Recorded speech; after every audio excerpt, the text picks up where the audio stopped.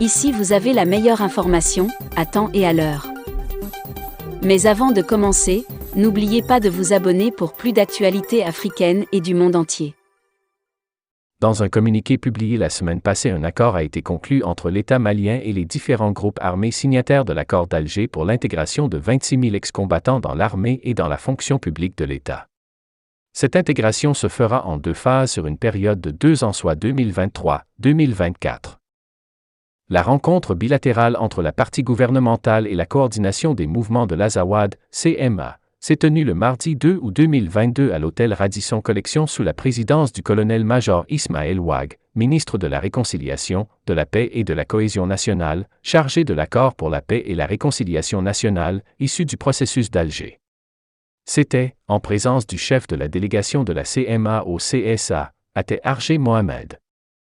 Lors de cette cérémonie, le général de division Ibrahim Fané, président de la commission d'intégration, a assuré la modération, qui a examiné 3 points inscrits à l'ordre du jour, à savoir l'intégration des ex-combattants dans les corps constitués y compris des forces de défense et de sécurité, gestion des hauts cadres civils et militaires des mouvements et les questions des réformes politiques et institutionnelles non liées à la révision constitutionnelle.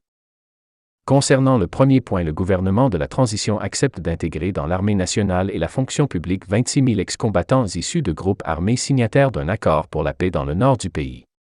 Une proposition acceptée par la CMA, concernant l'intégration de 10 000 hommes, en y ajoutant le reliquat des 3 000 ex-combattants du DDR accéléré, soit 1 256 hommes restants. La partie gouvernementale s'engage à procéder à l'intégration des prochains 13 000 ex-combattants sur 2 ans, notamment 2023-2024. Soit au total 26 000 ex-combattants. Par ailleurs, la CMA demande au gouvernement l'augmentation de 10% le nombre d'officiers dans le tête bataillon et aussi elle veut des précisions sur le type de corps dans la fonction publique de l'État et une augmentation des catégories A et B. Pour sa part, le gouvernement a pris bonne note des demandes faites par la CMA. En outre, concernant le deuxième point, notamment la gestion des hauts cadres civils et militaires, les 2 parties conviennent de la création et de l'opérationnalisation d'une commission ad hoc chargée notamment de formuler des propositions pour la gestion étape par étape des hauts cadres civils et militaires des belligérants, pour leur intégration dans la chaîne de commandement. Cette commission doit être mise en place dans le meilleur délai. Pour le contrôle de la chaîne de commandement par les intégrés de la CMA, le gouvernement s'oppose catégoriquement à cette doléance.